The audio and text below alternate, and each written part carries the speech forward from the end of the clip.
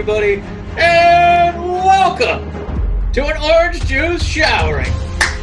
Yeah, McIntyre dousing. Yeah, that's that great Scottish sweat. Matt, a little tea spilling in this episode of the Brothers of Discussion. We're going to talk everything from the Extweem Wules HORRORshow. Seth saying eye for an eye a lot. I'll say a lot. He said it a lot. He said it a lot on Monday. He's on brand now. I think he's still saying it. I'd like to see him in a tongue for a tongue match, because then maybe he won't say eye for an eye anymore. Anyway, we're also going to dive into the Wednesday Night Wars sploosh. And finally, we're going to let Matt wax poetic about his love affair for Drew McIntyre and Dolph Ziggler. But before we do, it's always a hot, spicy week of pro wrestling. Middle of July is no exception. Grilled cheese burritos galore. Matt, I'm kicking back with the cinnamon coke. Hey! How is life over there? It's doing pretty good. I also had some Taco Bell for Din Din. I had the grilled cheese burrito is 800 calories, or it's like up there. So I want more than one thing. I got that and 2 items. Shit! Oh man! Oh no! You got to go for a jog. So that's why 8 hours. Yeah. Well, I always buy everything through the app, so that always makes me, like, oh, I'll go light on the cheese or light on the sauce because I see the calorie count. So it's pretty helpful. I get the cheesy gordita crunch, just a little light on the cheese. I did chicken. A cheesy gordita crunch, light on the cheese. I did chicken once. Heavy on the gordita and crunch. I got the shredded chicken once. It helps by like 10 calories. It was actually pretty good. It helps by 10 calories.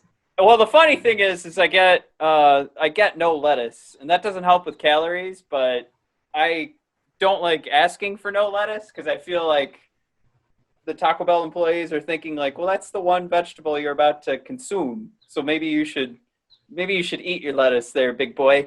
But I hate it. It's such a nothing addition to those tacos. I don't need no stinking lettuce. Anyway, I don't know. Sometimes I find a vegetable in my Taco Bell and I'm surprised. I'm angry. You know what? That's really dumb because I also add onions now. So they have onions at Taco Bell? Yeah. They've always had onions. Nobody ever gets them. So I've been putting them in my gordita crunches. Somebody told me they have jalapenos. They do. You can get jalapenos in all of your food. And you can do it through the app. Wow. Who knew? If you start exploring that app, because you can really start making your own fun there. And it's, yeah. I didn't do too much today because it was, my wife was picking it up. So it was just kind of like, we have those types of items saved on each other's phones, so like she gets the let's jump into some of the business here. Well, wait, I have one question. So yeah. Obviously there's the whole Taco Bell menu. You can pick something. Do they also have like you can just start with items and then like I want you to take a gordita bread, just get don't get it hot, but get it warm, and then melt some cheese on it, a little sauce in the middle, meat, cheese, sauce, meat, cheese, sauce, and then another one. Can you kind of create stuff on the app? Or pictured you saying that like meat, cheese, sauce, meat, feed me meat and cheese, meat and cheese, sauce and sauce. It's Ryback. Stupid. Yeah, I know. What?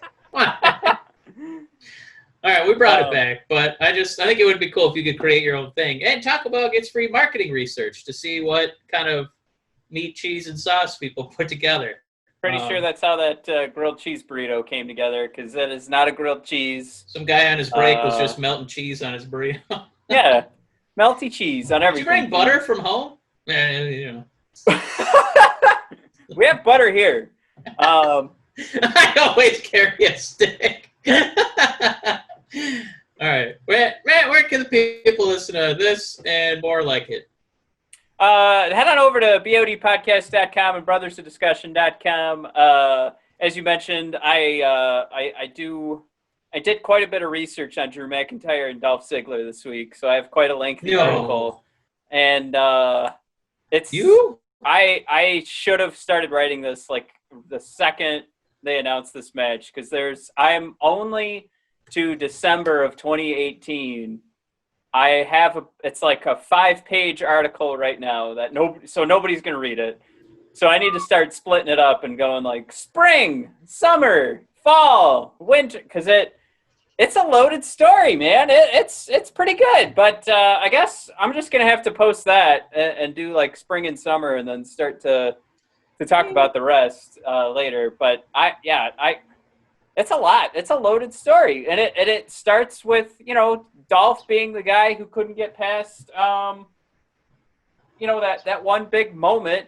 And that's what they talked about in their initial promo together. And then, of course, Drew coming back from getting fired. And this is his first opportunity in the ring. And, one of the reasons I love that tag team so much is because we sat there and said, oh, my God, this is how Drew McIntyre eventually becomes WWE champion and takes down Brock Lesnar. And, like, that's in our articles over that summer. Wow. And it happened. And it started with that tag team. And we dubbed it. The most underrated acquisition of the Superstar Shakeup in April of 2018. And I think if you look back now, it absolutely was the number one acquisition at that Superstar Shakeup. Man, I think what you need to do, however you organize this this tome of Dolph and McIntyre, you just translate it onto like construction paper and you write it in crayon. And then you pretend that your daughter wrote it, and then you tweet it at Drew McIntyre. Hey, my daughter wrote a 2,000-page tome about you and Dolph. Can I get a retweet, please? She loves you guys. She also bought me a T-shirt in my size that I wear to bed. Talk less, Claymore. Well, I'm excited to wear. I'm one of the few people that bought the show T-shirt, so I'll be wearing that this Sunday. Wait, let me get this right because the video is mirrored. This Sunday at the Extweem Wules HORRORshow. Yeah, if you're not saying Extweem Wules, I don't know what's wrong with you. I can't. They put the W right there.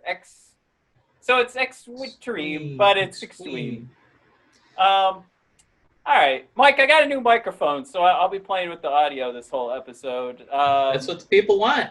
You and I I think we talked about it. My mixer doesn't work with my new laptop, and there is no fix for that. There's no driver to fix it, even though they've put out drivers to fix it. When I went through the discussion threads online, there's no fix. There's no new cord I can get. It's just the mixer's out of date, so I have to get a new one. And they're really expensive, or I just picked up a Yeti microphone, which was way less expensive. And so far, I highly recommend, unless, we put out this episode and people are like, ah! Like, I could see a couple times it blew up. So I could adjust the volume right here. It's easy to do. Before we go too wildly off the rails, did you let the people know where they can hear us? Well, I mentioned bodpodcast.com and brothersofdiscussion.com. But we are also on Apple, Spotify, Google Play. Go to anchor.fm. We have our YouTube channel that we'd greatly appreciate some subscriptions. We've really got to start boosting this more on social media, because when we do it, we get subscriptions to the goddamn YouTube page. And when we don't do it, we've been stuck at 15. So we tell people to do it on this podcast, and the same goddamn 40 people listen to it every week. So they're like, we've already been told. We're good. But yeah, we need to start tweeting that out more and sending out more messages. Blast it up.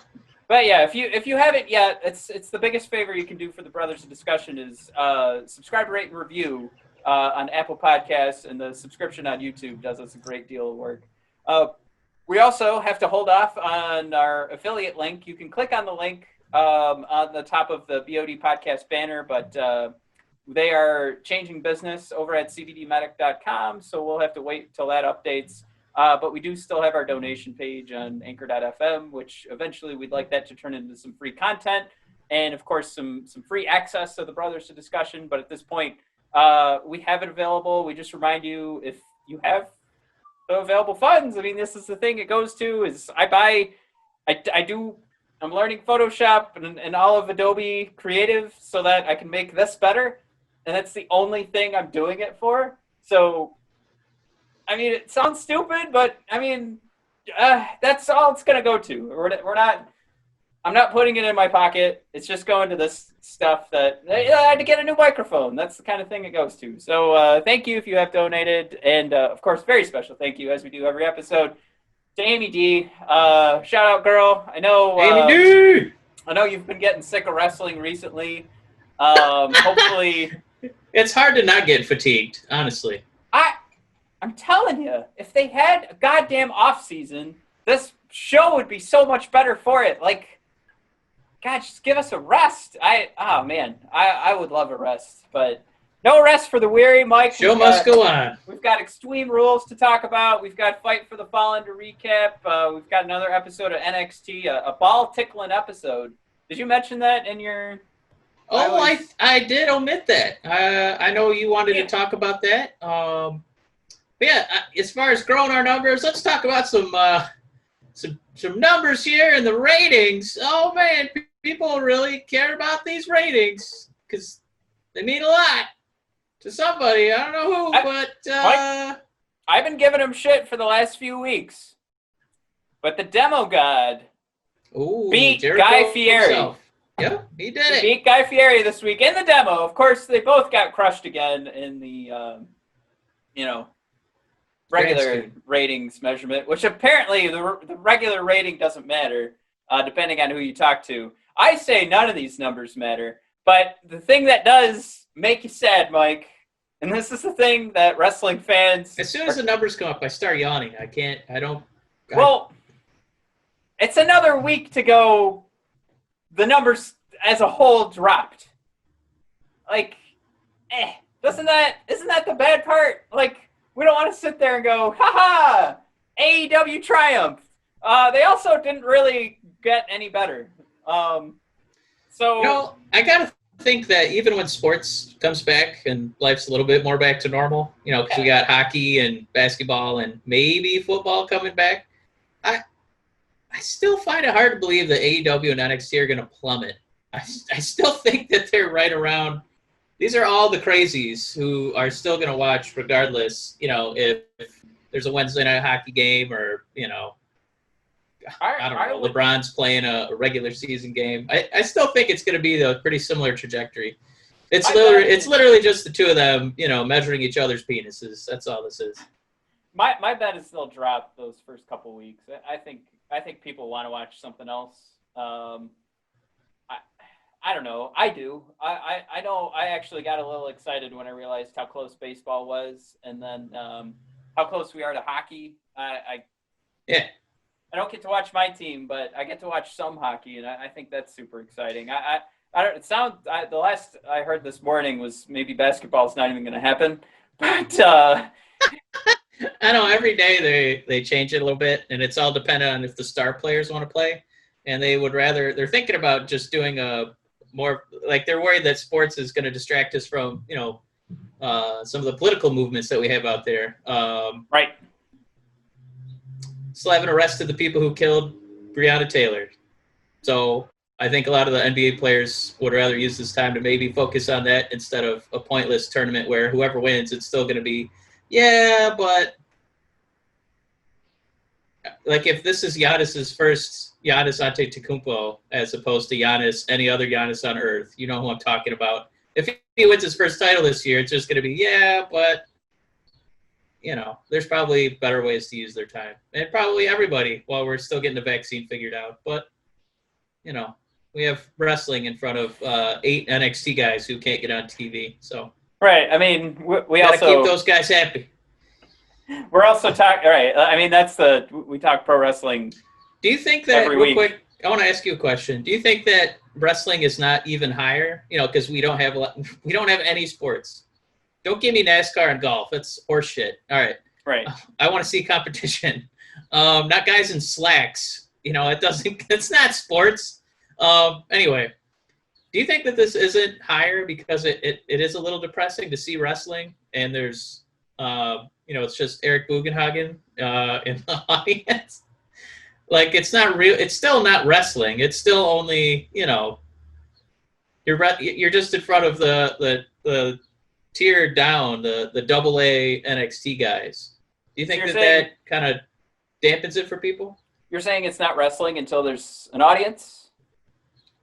Yeah, like the numbers aren't even, like, they're not higher than they are when there's fewer, like, live sporting entertainment options.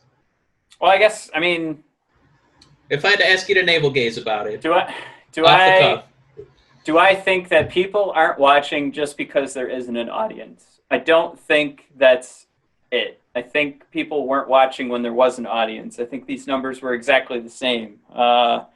If anything, there should be more people watching because this is brand new content coming out, and the numbers aren't reflecting that. So, I mean, like, the competition should be less, and instead people want to watch reruns of Guys Grocery Games.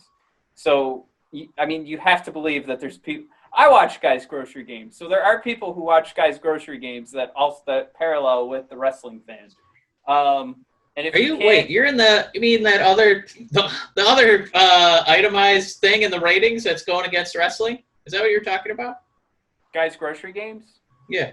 Yeah, that's a Wednesday night battle every week that NXT and AEW just can't get over. So I just they won. What are we missing? And then you're like, wait, I don't want to miss this. They won in the demo. Good. Well, I mean, I'm not watching it now. I'm just saying it was something that I would watch before. I don't know. I guess I don't. What's the premise? What's the premise? Oh, Guys Grocery Games? Yeah. I'm sorry. I didn't know you were asking about that. I thought you were asking about. All right. So, Guys Grocery Games. Yeah. Guy Fieri has like 3 groups of 2 or 3 individuals, or maybe there's 4, but they run around a grocery store and pick up items that sometimes they can't pick up certain items, or sometimes they have to pick up a particular item. But they grab these items and go make dishes, and then there's a panel of judges who judges what they've made. And then they have like themes of like barbecue food and carnival food and leftovers kind of thing. Like, what can you do with leftovers? And then that's kind of silly because then they end up having to make a new dish. I mean, but we're watching some of the leftovers right now. I mean, MVPs, the MVP of Monday Night Raw. I get it. Yeah. All right. Well, man, AJ Styles has a theory. He's not giving it to Guy Fieri. He blames this on Roman Reigns. Our ratings would be through the roof if the big dog was here. I don't think he said it with quite that much heat. I think he was saying he misses Roman, and that Roman is a focal point of this entire company, and that without the big dog, the numbers are going to be a big drop. I think that if he is there, he has kind of that transcendent interest for people. I think genuinely people do like watching this guy, even outside of like the hardcore diehard fans. And the proof is in when we have WrestleMania every year and people tune in to see him and put him on talk shows and stuff like that. Even though I don't know if he's got a lot to say. But besides the point, people like watching the big dog fight. Man, I think the ratings would still be kind of poo-poo even with Roman. They might be marginally better. But Matt, you think the big dog makes that big a difference? Are you on AJ Styles' side? So the point I never really, finished, but I was saying, like, the numbers haven't really changed. Like, they still suck from before COVID. So I think the audience as a whole either isn't watching it live. It's not something they care to consume live. It's not something they care to consume anymore.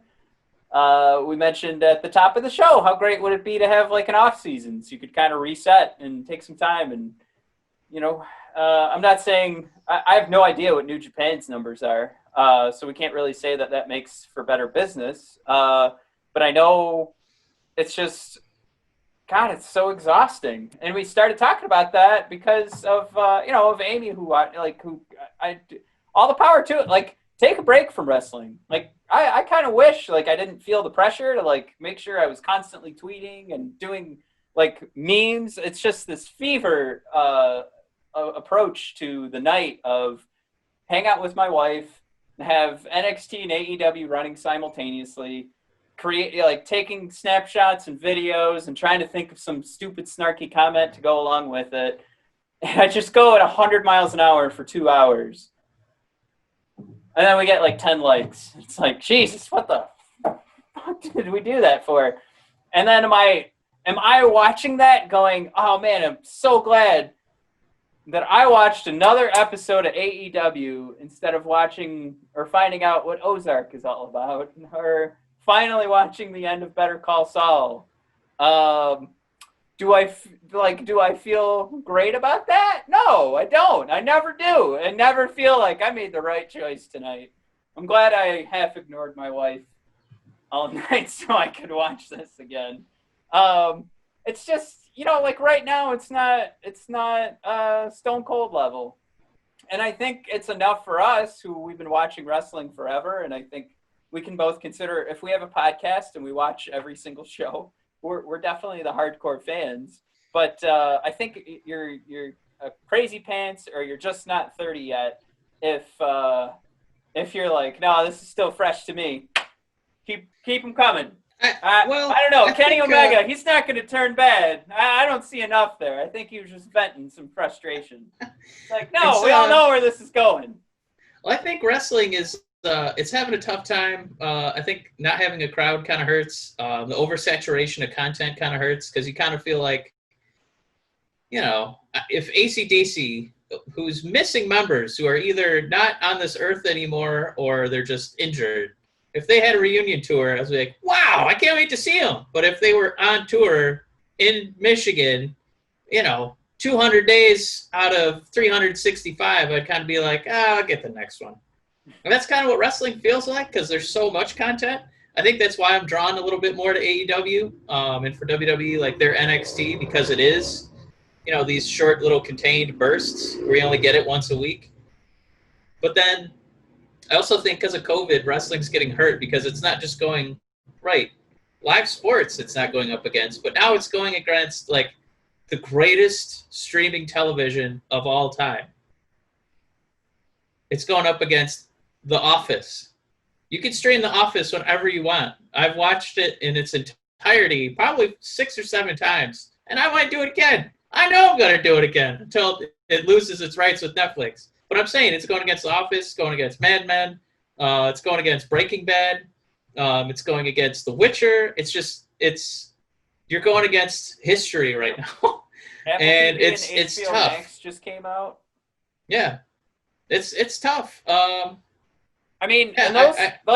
Max comes out and has its own original content for you to watch, where my wife and I are going, this one might be too much for us to miss. Like we're gonna have to get HBO Max, or the same thing with Apple TV. There's like a cartoon that's made by the same people who do Bob's Burgers. So it's like Patton Oswalt's ex-wife show. I want to see her show. I want to see Watchmen on HBO. And I always love watching Barry. Watch Game of Thrones again, the good seasons. All that stuff.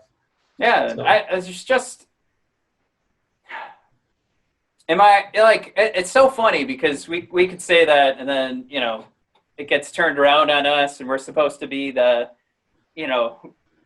hardcore of all hardcore fans because we're asking people to listen to our opinions. But I think it's pretty normal for you to get bored of watching the same thing for 52 weeks out of a year.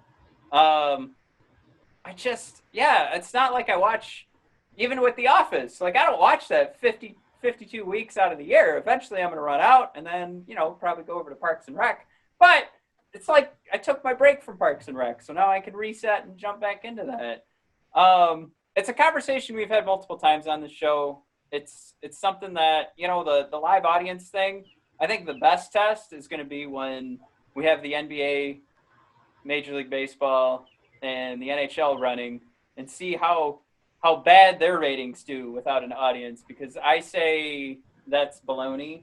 I'm not saying you saying it. I'm not calling you baloney. I'm just saying I think the WWE is going to say that, and I think it's baloney.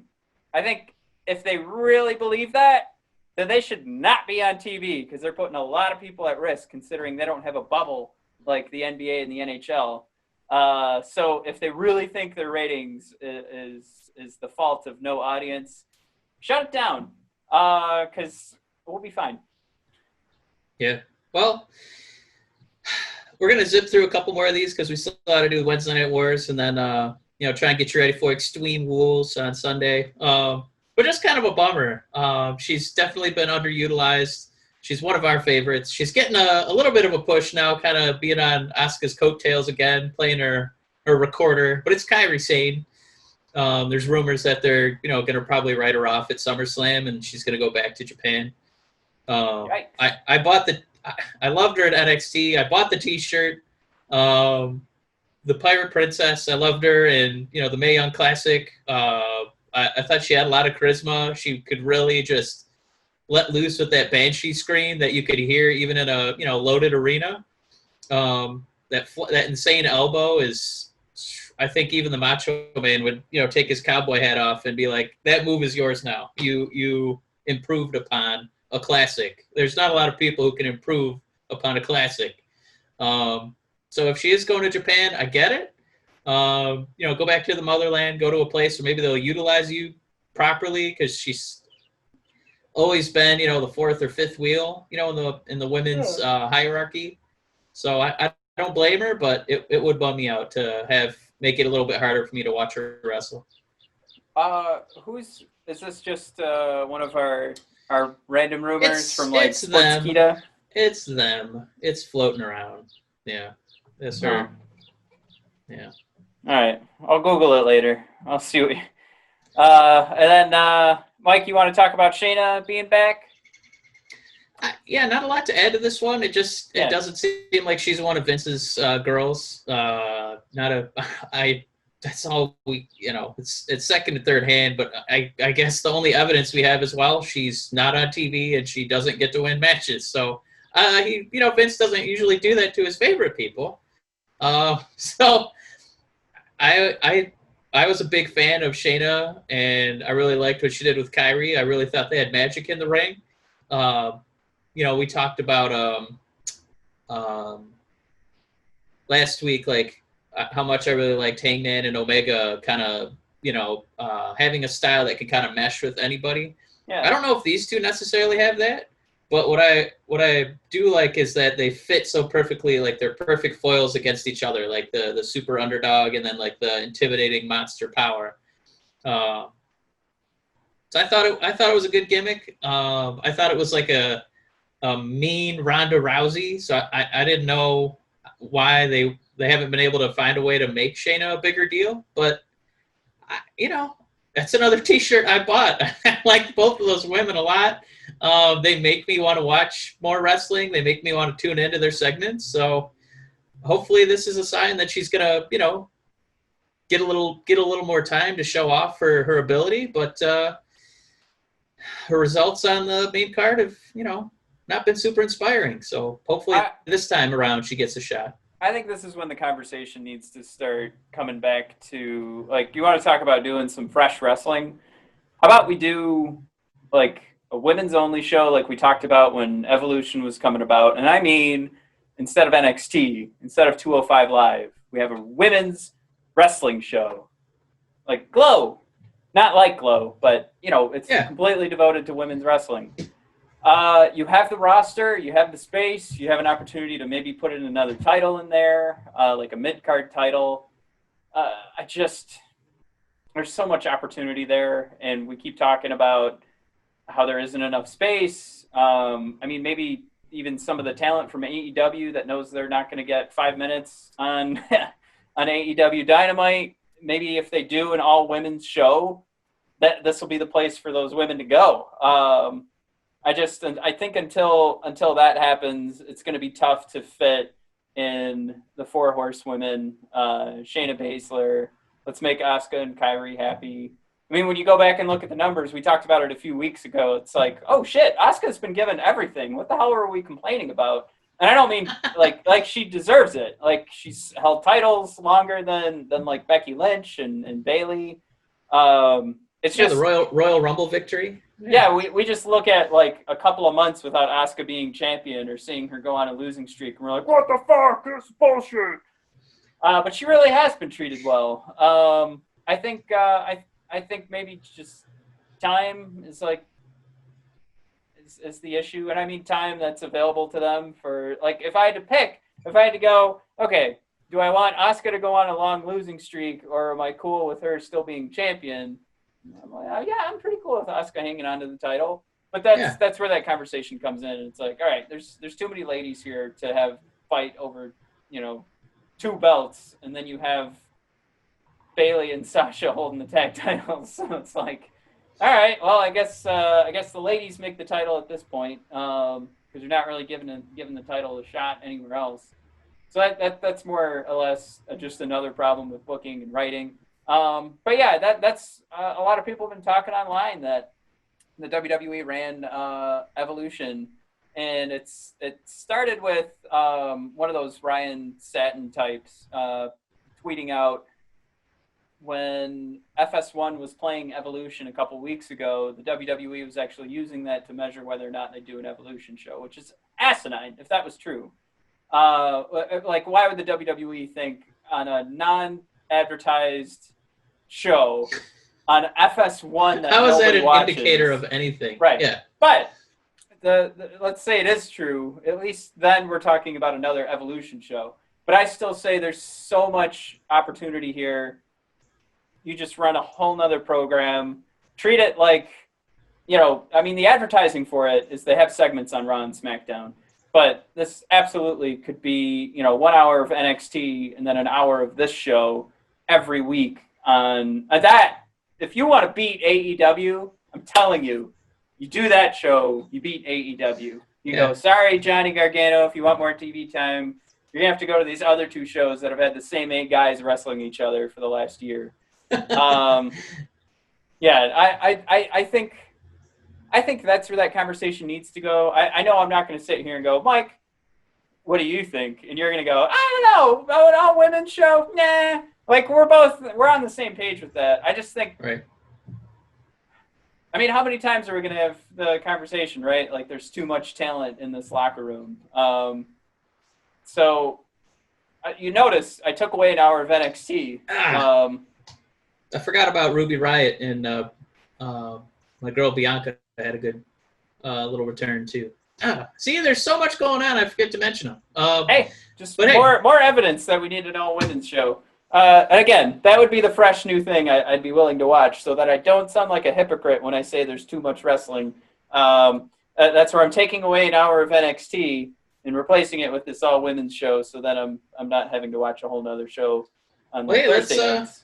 Let's get cooking, buddy. We had last night was Wednesday, and it's still easily my favorite wrestling day of the week. AEW and NXT. I watched both. I'm going to give AEW the watchability award this week. I just think they had more strong wrestling segments that I liked. It felt like NXT was just the Keith Lee show, which is fine, but I don't know if the other matches around him really worked. And then even the title match, we love Dominick. And for that moment to get kind of rushed like that really broke my heart, because it was just like, oh, I guess they're not going to take him seriously. Yeah.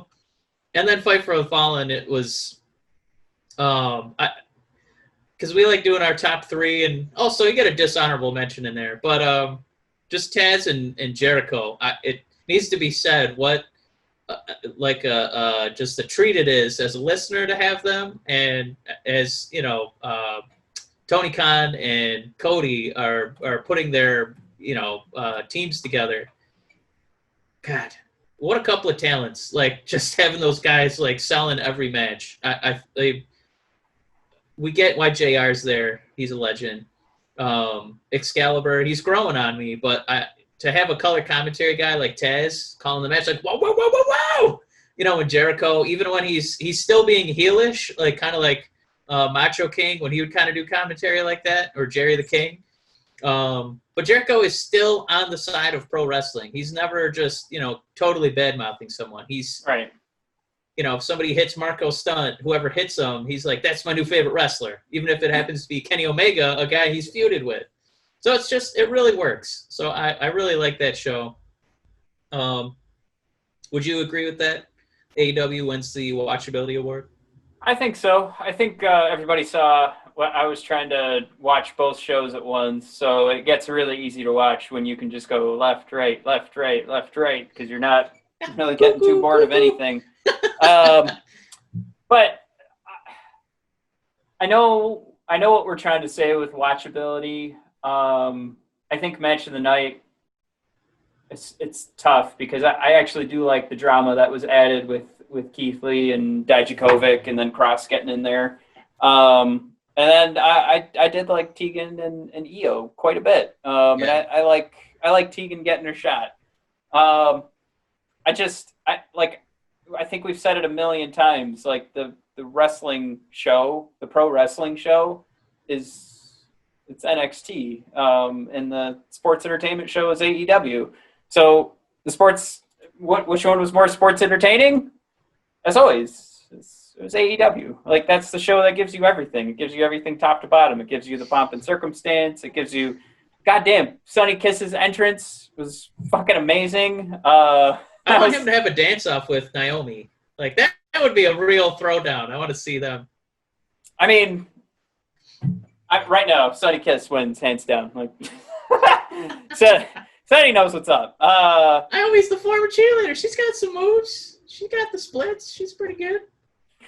I don't know. But yeah, I mean, props. But hey, let's do this. Let's get right into it. We'll do the top 3 NXT. Matt, you're our NXT correspondent. You get to do moment number 3 for the Wednesday Night Wars. What do you got for us? All right. Well, everybody knows what number 2 and number 1 are. So I have to say my number 3 moment was early in the night.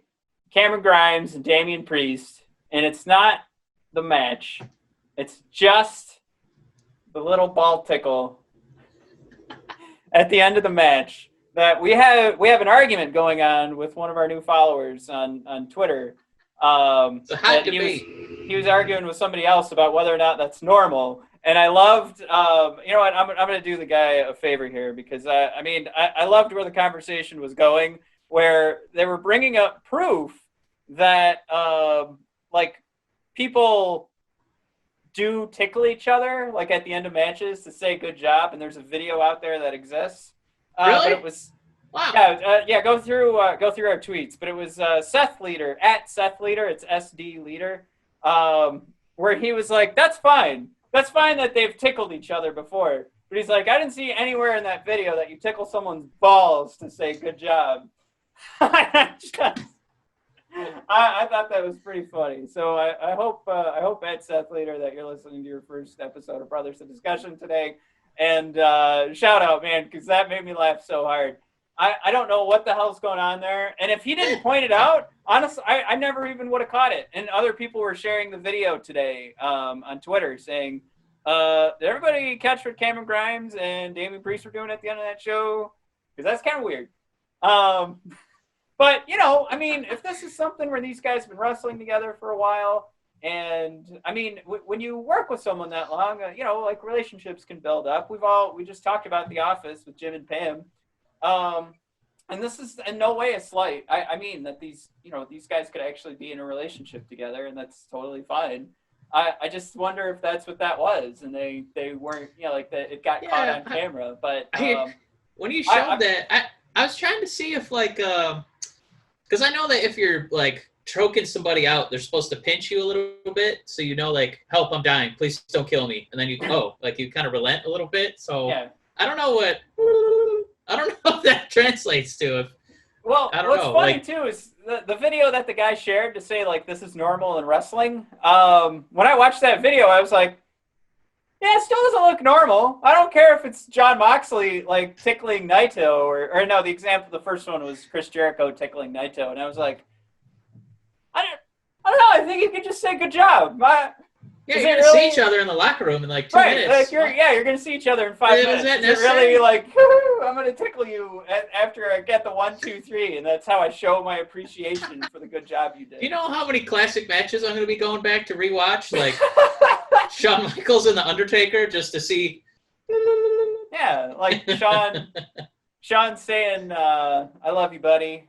You know, Ric Flair after he chops his head off with a super kick. But then you you see a Ric Flair, you don't see the good camera angle, but with his right arm, giving him the old howdy doody.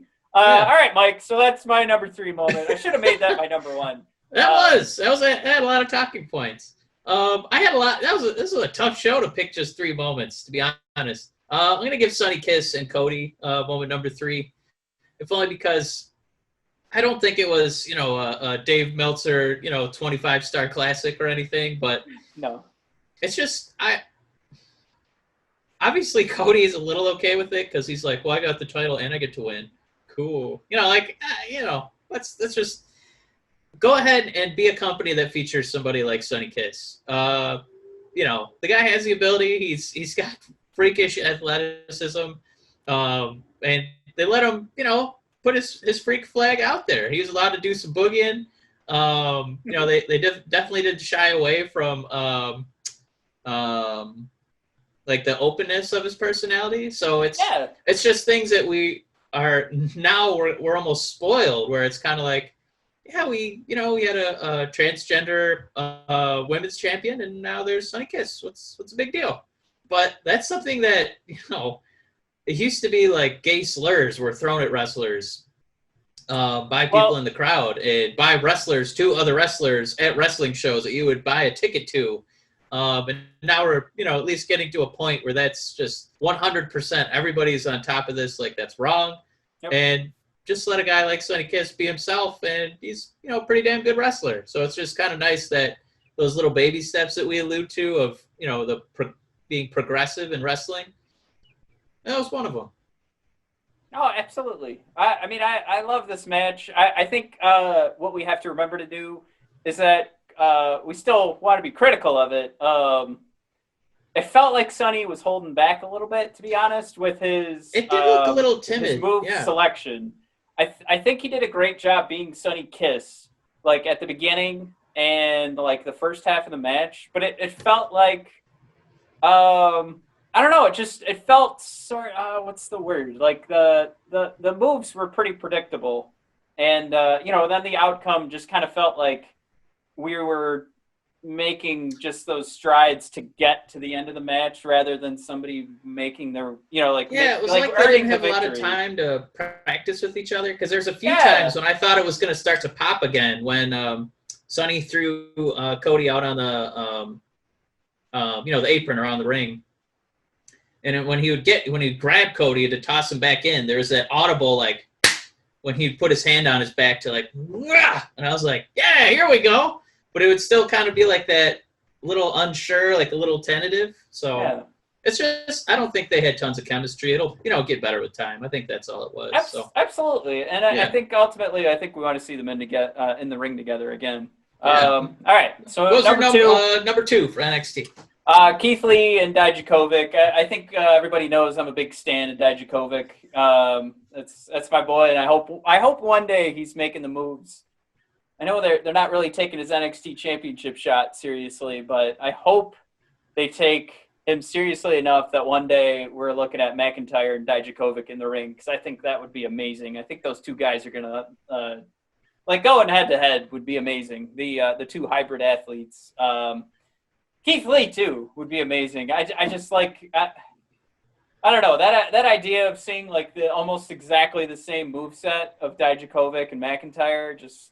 It gets me stoked. But it was just great to know that Dijakovic was getting the shot. I saw some grades online for like the promo to start the night. Honestly, C-. There's no reason in hell that Dijakovic would why would you for a second, if you're a professional athlete, why would you hesitate at a championship shot? Why is Keith Lee asking for it just was silly. And I know the point of it. I know we're trying to make Keith Lee look like a fighting champion, but it just made no sense to me. Mike, if you were a champion of something and I was able to challenge you, like we both were really good at ping pong, and you're like, I'll give you my title, I'd be like, oh, fuck yeah, let's do it. Like, I don't know. The promo sucked. The match was fantastic. And then I'm very excited to see. It's pretty obvious that Karrion Kross is going to destroy Dijakovic. I think the only twist in that, or the one that's still possible, is that Dijakovic's going to turn heel. Maybe be a part of this, and I don't know if it's a faction or something, or if it'll turn into that. But if there is ever a shot at this rivalry between Keith Lee and Dijakovic being taken seriously, it's not going to be while they're both faces. So one of them is going to have to turn heel, and I don't think Keith Lee has an evil bone in his body. Everything is evil is in New Japan Pro Wrestling, and definitely not in Keith Lee's body. I don't know if you caught the Everything is Evil couple of weeks with New Japan, but goddamn, I thought everything was cake now. I can't keep up with this stuff. That's actually been a lot of tweets today. Was cake is evil, everything is evil, so everything is cake. All right. I was just gonna say, one thing I really hated about the Dijakovic promo was the camera work and how they would deliberately not do a close-up on his Shad t-shirt. I think Keith Lee was really kind of – they must have seen each other before the segment, but Keith Lee kind of looked at the shirt and was like, wow, like kind of like touched, that his friend would, make that gesture, because Dominick hasn't been getting lots of TV time, and so he actually got to do something for his, his friend who, passed away. So I was just kind of disappointed in the production that they did not want that T-shirt featured. I'm glad you mentioned that, because the WWE needs to stop pretending that this is the 1990s or like the early 2000s. Like, the companies that people really respect go out of their way in one direction or another. They don't pussyfoot around. You know what? If you're that ultra conservative company, just go out and say it. Just be that. Stop jerking my chain so that I'll keep watching. But when you have an opportunity, like to go in one direction or another, and just to like do something so mild, I would say, right, with Shad, like, just come on, just show the goddamn shirt. Like, you're not even doing that. I don't know. Yeah, he's not even saying anything on the mic about it. It's such a tame way to say something. Perfect word. Well, moment number 2 from AEW. I gotta say, just because so many like little pieces happened in this, large to do, there were all these tiny little details to kind of push things forward. It was the Elite and Jurassic Express. Whether it was Luchasaurus saying, "I've been waiting 65 million years to get my hands on the Elite." What an idiot. All right, I will say, Boy getting his moment to shine. Marco Stunt calling Jericho an idiot, so now Jericho's like putting a hit on all of Jurassic Express. Kenny Omega wearing a T-shirt for a while, and then getting beat up by Marco Stunt. So then the shirt comes off, and then we get to see a little bit, just the glimpses, the hints, the illusions that Kenny, he might be bad now. And while this is all going on, FTR is getting a drink with the Hangman, Omega's tag team partner. So it just, there, a lot of moving parts, a lot of moving pieces, but it was just the wrestling was really good. The way that poor Marco Stunt just gets thrown around like tissue paper is insane. It makes me feel like I could go in there and throw him around, and he and I are probably not that different in size.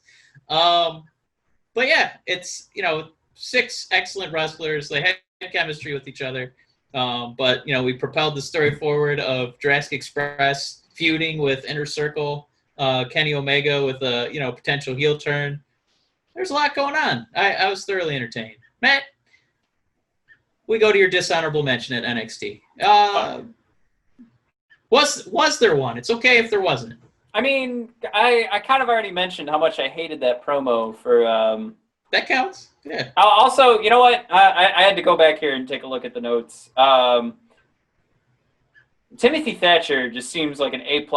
Like, you can't ruin a segment of his, but I just wasn't super thrilled with this past week. But I guess maybe I'll say that, and the Keith Lee Dijakovic promo just not as creative. Yeah, like the logistics of it just didn't make sense. Like, why is anyone acting the way they're acting? This isn't like competitors fighting for titles. It's just, I don't know. All right. So my number one is pretty easy. Tegan and Io. I don't know. Like, we never really give like a surefire, this is 5 stars or anything like that. I think it's safe to say that was an easy 3.5 stars, close to 4, right? Is that, do we do like 3 3/4? But yeah, this is just another example of how much better the pro wrestling is on Wednesday nights over on USA compared to TNT. Like, I mean, consistent, and that's God damn it, and I don't want that to be taken out of context. I just mean, like, at a moment, like a drop of the hat, like, absolutely AEW can throw in Kenny Omega, and the match is gonna look really good because Kenny Omega is one of the best on the planet. And we all know that. I'm not making a huge statement there, but it just kind of seems like you take a step down from like star level in NXT and throw in Io Shirai and Tegan Nox, and they knock it out of the park. Those aren't names that can be thrown about. I mean, I guess in the hardcore wrestling communities, absolutely, but you know, it's not the same as Kenny Omega, but they still knock it out of the park.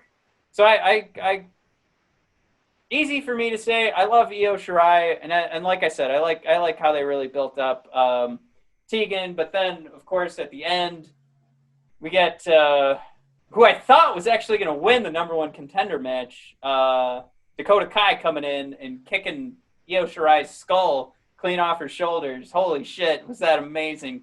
I couldn't find it fast enough, but I was trying to put out a meme of Io Shirai getting kicked, followed by Patrick Starr getting hit in the head with a coconut, where his teeth get all mashed up.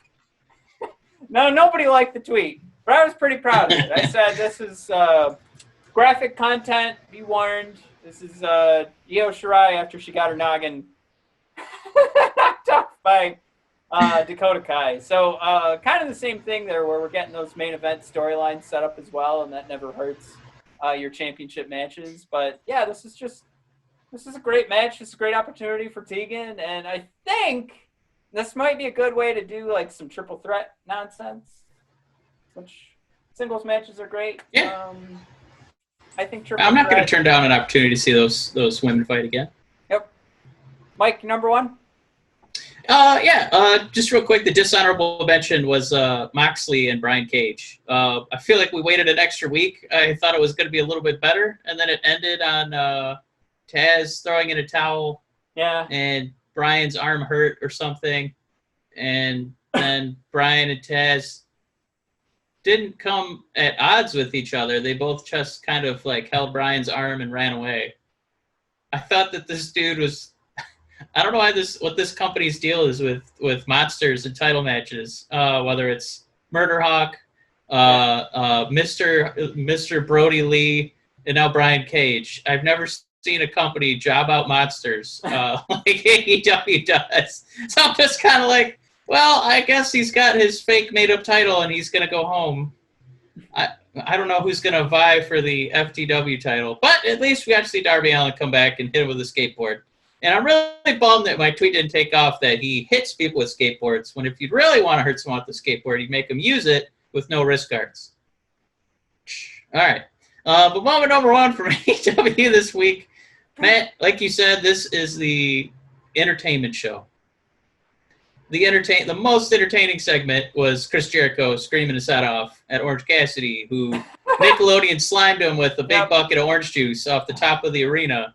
And then when Jericho thought he was going to get a nice warm towel to dry off all that sticky juice, that bastard Orange Cassidy, oh, that little devil, he gave him an Orange Cassidy towel. Oh, no. And Excalibur is quick to remind us they will soon be available on the AEWshop.com. So, like I said, I like when a segment can touch a lot of bases, a lot of little threads. This big quilt called wrestling, if we just got a lot of patches and threads coming in. So I got to laugh, I got to propel a feud, and I got maybe a new beach towel, Matt. It's perfect for summer. So that was a hot week of AEW wrestling. I had a great time. I liked NXT as well. because I'm such a big mark for Dijakovic, who I think he retweeted us once. But yeah, I was happy with my Wednesday. Are you ready to talk about a big scaly horror show with Extweem Wules? Extweem Wules HORRORshow. Yeah, there's literally a little something for every taste on this card. Matt, we've got an eye for an eye match. We've got a swamp ass match. We've got the tasteless match of the century when Sheamus and Jeff Hardy will battle in a bar. My God, it's not enough that we put the Irish guy in a bar match. We also put the recovering alcoholic in a bar match. Because who needs class? Man, we got it all at the whole show this week. Is that one official? Allegedly, it's official. Allegedly, it's official. I've seen it confirmed in 2 places. Is it on WWE.com? It is on. Man, I don't use WWE as my source. They just talk about how great everything is. Yeah, but they do the official match card. I just wanted to. So when I saw it, it was rumored that there was going to be a bar fight. I just don't see it yet official. Did you see it on CBS Sports? I may have. Because that's the one that said that was rumored. And I don't think we have an official Shinsuke and Cesaro versus New Day match yet. What? That's part of the reason I'm watching. It's a match that's not going to happen. Well, Mike, you got to do your research. You got to search 2 pages on Google, not just the first one. You got to go to number 2 and just make sure all the info locks up. I should be able to look in 2 seconds and find it. That's bullshit. But I mean, even with, I think there's a pretty good shot those get introduced, especially in the New Day match. But I mean, even without that, man, we'd have a nice quick night, in and out, no problem. And you know what? We don't have on the list here. The most important match of all is Drew McIntyre and Dolph Ziggler. So that one's definitely happening. Is that still happening? I'm pretty sure. Is the champ going to be there, Matt? I'm pretty sure Drew McIntyre and Dolph are fighting. So I mean, yeah. What am I most excited for? Drew McIntyre versus Dolph. How many times do I have to mention I'm the only person who owns a The Show T-shirt? And when I mean The Show, that's what their tag team was called. It was called The Show. And they lasted. Now that I've done the research, they lasted from April 2018 till December 2018. Wow. And it's a long time. They only lost like 3 times. Really? Yeah. And Dolph had a good Intercontinental Championship run. We had tag champions involved in there. I'm telling you, everybody, it's a very good tag team. It was a very good story. And while I'm going through my old articles, goddamn, did people hate it, because I kept referencing like other people's opinions on it, and people just hated the idea of this tag team being together. And I just, like, I look back now and how much love Drew McIntyre's getting. I was like, come on, like, we knew it. Like, he just needed time on the mic, and he got it. And man, did he soar right into the clouds. All right, so I mean, what do we want to do here? Do we want to just? Well, we could start. I mean, why not start with best and kind of work our way down to the toilet? So I don't think there's. I don't know if there's any way for this match to really stink unless they try to overbook it with some shenanigans. But Heath Slater. Is this where Jinder Mahal makes his return? I wouldn't mind seeing Jinder come back. I keep seeing these articles of worst WWE champions of all time, and they put Jinder on there, and I don't think that's fair, because I think that guy was hitting home runs. He was kind of hitting his stride on the microphone, but he was self-aware. When he had that, I still think about that promo when he said, "I'm Canadian, you idiots," and it was kind of like, oh, I'll be goddamned, because he shut that whole crowd up. That was amazing. So I wouldn't mind more of that, and especially for him to go against Drew after, my God, man, how many years are those guys just jobbers? And to see them now at like the pinnacle of this wrestling company is awesome. So yeah. Yeah, Dolph's got zero chance of winning. It's just that's not what he's employed to do. Mike, let me ask you this. We haven't had like a bouncing of the title in a long time. Is there enough juice to this feud? I mean, and I'm writing an article about their background. Is there enough here that this could be the first in a very long time of the title bouncing back and forth in a feud? Dolph could sneak a win, but Drew's got to get the title back.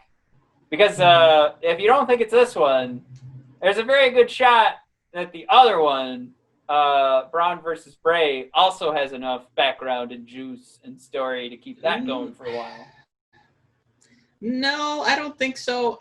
Unless, God, I'm trying to contain myself from going down an overbooking rabbit hole. But if by chance Drew were to lose to Dolph and Dolph becomes champion with some sort of shenanigans, I can think of one person who has very recently had a feud with Dolph and will immediately have an opportunity to cash in and become champion. And that man is Otis Dousing, man. Is there a chance that the Doze is the champion at the end of the night on Sunday? No. Next question. Matt is out. He's not in on Otis being champion. Otis just off TV now because they don't know what to do with him. I mean, we had our celebration with him winning Money in the Bank, but then when you sat back and thought about it, you're like, wait a minute. What were we thinking? Who's he gonna take the title from? The only person is Dolph. That's it. This is when the WWE, like, the fact that I went back and looked up these articles of Dolph and Drew, and I see so much hate. And then Otis wins the Money in the Bank, and we're all like, yay, Otis! Wait a minute. So, like, the fan service is always useless. But when when they do something and they're like, yeah, Drew's got a lot. Dolph kind of has this similar, like, can't get over the hump, so let's put them together. And then one of them will spit out the other side as, like, a champion. That was looking back, it was genius. It was absolute genius. And people hated it. I think that this match has a very high likelihood of having somebody run in, whether it's a 3MB member, whether it's Otis. Something silly is going to happen in this match because I don't think that Drew versus Dolph can be that serious because it's such a mismatch. The other match that I'm really just curious about is Asuka versus Sasha. Sasha, ever since her hair turned blue, she has just been running this company. I love her teases, like that Kevin Owens kind of Jericho style tease of her and Bayley kind of being at odds, but they're really best friends and they just keep going together and winning. I thought that her match against the Kabuki Warriors was really good.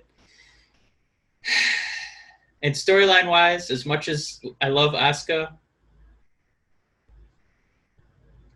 I could kind of get it if Sasha and Bayley ran the entire women's division. I wouldn't even hate it. I would kind of like I'd hate them, but only like hate them like, oh, those slimy heels. Now they have all the gold. I want some of it for my babies. So I would totally be on board with that. I think it'd be a little risky. Putting all your eggs in the Sasha basket, but I think that she would relish this opportunity, much like Drew as a champion. So can you imagine a Sasha with double belts?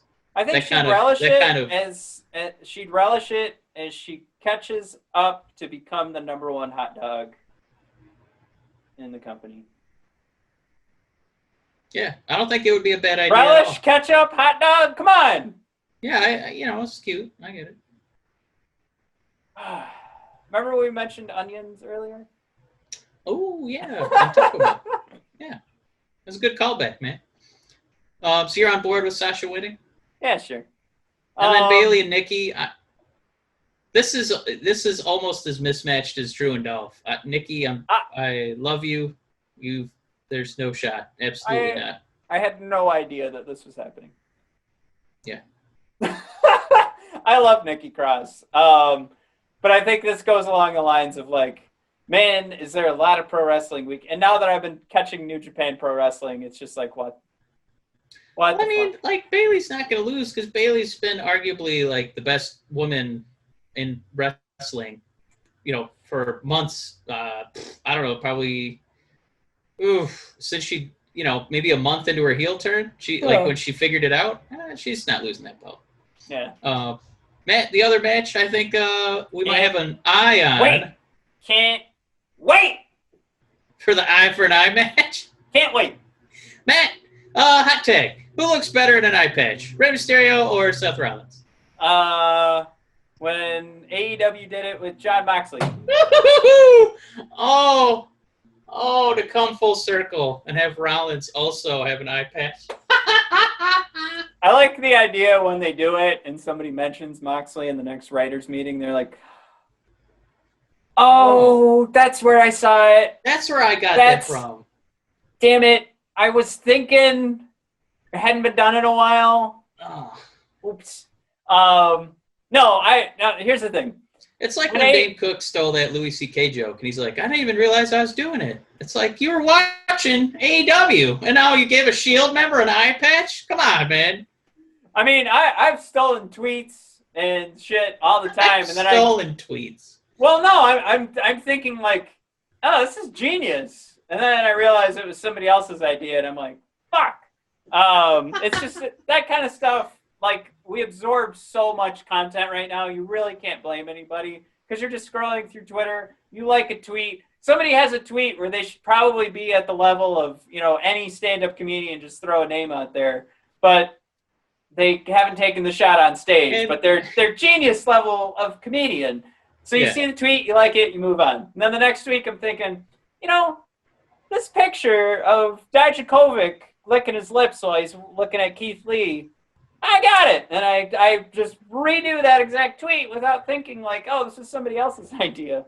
Anyway, Seth Rollins is going to look fucking amazing with that eye patch. How they would have like those...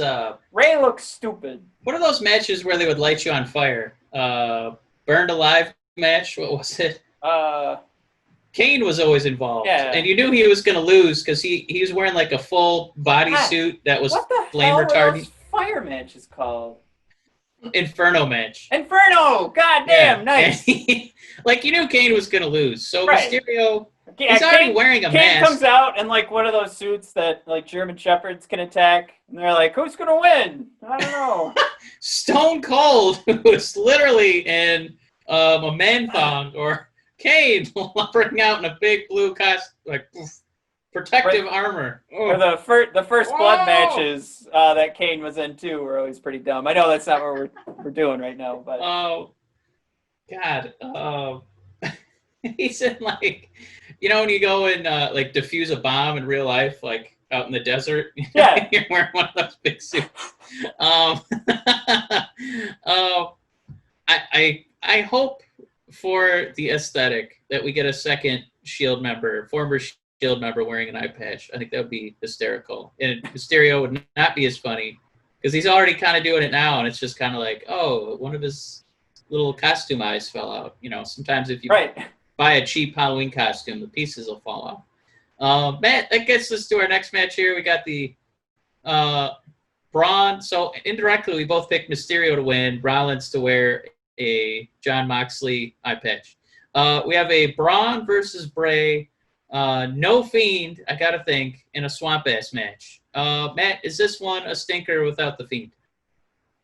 Well, I think it's obvious that Braun's going to keep the winning streak going. Because the Fiend should win the title, right? Or are we saying goodbye to the Fiend? Are we done with that? What is the WWE thinking there? Like one of the hottest things they've ever. I mean, I had this made. I own this little guy. I mean, where is he? Why did I buy this? I waited like 6 months Are we about to radically reboot Bray Wyatt again? God, The Fiend is over. We've seen the last of the Fiend. It can't be the last. It's got to be. This is how they keep this story going. I think there's a lot of tough writing challenges with Braun Strowman because he should just destroy, right? He should go through this entire roster like nothing as long as Roman Reigns isn't there. But the Fiend could beat him, right? I just feel like we're building up to that. And I think until... It's more of a SummerSlam, like... That's what I mean. Title dropping rather than an Extweem Wules for Braun to lose to Bray. So because they have nothing else to do with Braun that would be interesting. I think that's why this has been pushed out so long. That's why it's been stretched out to... Yeah, and I'm pumped for this one because it's off campus. It's in a swamp, and that's where Bray's at his best. Yeah, it's got an opportunity to be like the what was the name of the Undertaker match? Two guys in a dirt hole. The Boneyard. The Boneyard match. Boneyard match. Yeah, so it'll be fun. That's what I'm hoping for. Matt, we continue to circle the drain for confirmed matches. We're not at the part where they're just rumored matches, but Apollo versus MVP. Matt, the big question here is I cannot believe that MVP will defeat Apollo and torpedo this push. Matt, when is MVP going to manage Apollo? That's what the people want. Is this going to be what are you thinking? A finger poke of doom? There's a lot of silence right now. I'm going to say no. I'm going to say MVP. I wasn't going to go finger poke. He's got to stick with Bobby. The taint tickle. Oh, a little taint tickle. I like it. Good match. Good old Cameron Grimes taint tickle. The CGTT. Give him the old CGTT. Are you typing that in? Cameron Grimes taint tickle? CGTT. Put that in the show notes. There we go. Gotcha. We'll rank pretty high on Google for Cameron Grimes taint tickle. All right. Apollo should win this. I think MVP can win it. I'm fine either way because as long as like this seems to be working really well for two guys that don't do great on the mic. It's working great for Apollo and it's working great for Bobby Lashley. So as long as these three guys are still mixed together, I think we can get to SummerSlam. And I say that because I never trust our writers. I feel like they need to really take their time here, figure out what they want to do with Apollo, figure out what they want to do with MVP. How long is MVP sticking around? But I give him more money. I don't know. Let him stick around and convince, like, on Monday, like, he needs to have Apollo, like what if it was something where he goes back to being Montel and he says like, you're the new MVP. Like he gives like this promo of like, I'm not it anymore. I lost. You showed everything last night at Extreme Rules. Yeah. I'm Montel. I want you to be MVP. And Apollo gets to come out with MVP week after week, but he's Apollo the MVP. Well, I think that would be so fucking cool. Like for him to like kind of turn it over as like a, like Rey Mysterio turning over his character or something like that. Yeah, like John Cena. I guess I should say Sin Cara. Like Cena would give somebody an armband. The Undertaker will give you one of his giant gloves. And maybe MVP will give Apollo one of his sweaty post-match polyester onesies for Apollo to wear to his next match. Absolutely. Cool. Matt, we're going to steam through these last two because they're not confirmed yet. But Sheamus and Jeff Hardy in a bar fight. God, please don't let that happen. Nobody wins that match. I think much more interesting, Matt, is maybe the last question of the show is if New Day defends their belts. Obviously, the contenders right now are Shinsuke and Cesaro. All right. A huge reminder here of what a fucking idiot I am that I watched SmackDown on mute, and I'm watching The Office at the same time, and I look at the TV, and I see Shinsuke and Cesaro holding the belts over the New Day. That's all it takes. Like, oh, shit, they won! So I start tweeting out pictures of them holding the titles. I'm like, hey, congratulations, guys! And then I like 5 minutes go past, nobody liked it, and I'm like, what's going on? No, but here's the best thing. That was a career low for you. But I was gonna say, do Cesaro and Shinsuke, douche. As much as we love those two guys, yeah, do they have the chemistry to be the champs? Or it's just like two guys that we love, and I'm just happy they're on TV for a segment? I mean, like, the thing that should happen is Shinsuke should be in this battle with AJ Styles and Matt Riddle, and it should just be going between the three of them nonstop for weeks. But I think if I had to be told, like, it's either this or Shinsuke never looks at gold again, I'm like, I'm cool with this. Give him the tag titles. I mean, look, we beg for all. I would say these four guys, we want to hold main event gold. But can we just sit back for a second and go, oh my God, we get to watch them feud for weeks. These four major pro wrestling talents. In any brand. They can, in Raw, SmackDown, AEW, Ring of Honor, New Japan, these four guys could dominate and be the main event champion. But instead, we're lucky enough to see them as tag teams battling each other for the tag titles. It's great. Listen to that optimism over there. Love it. That's why I hope this match is confirmed and we get it on the card. I think it will be. I just think the bar fight wasn't confirmed yet because I think the WWE's kind of like, all right, do we need another match with two white guys where they get to hash out their personal problems? Like, well, I know I hear your skepticism, okay, but if you look at the drawing board, we're going to be in a bar, right? Yeah, one of the guys is Irish. Irish love drinking. And the other guy, he also loves drinking. He's an alcoholic. In fact, we'll have him cut a promo about it right before the match. You know what would be great? If they ran into Adam Page while this match was going. I honestly, this is why these feuds of these companies is absolutely just stupid. I would pay Adam Page $10,000 to sit in the corner of that bar and just like look over every couple of minutes. Like, come on, it writes itself. That'd be great. Or maybe when they do an Alcoholics Anonymous program for Jeff, they can invite Adam. You know, it's like his what do you call it? Mentor? What's the you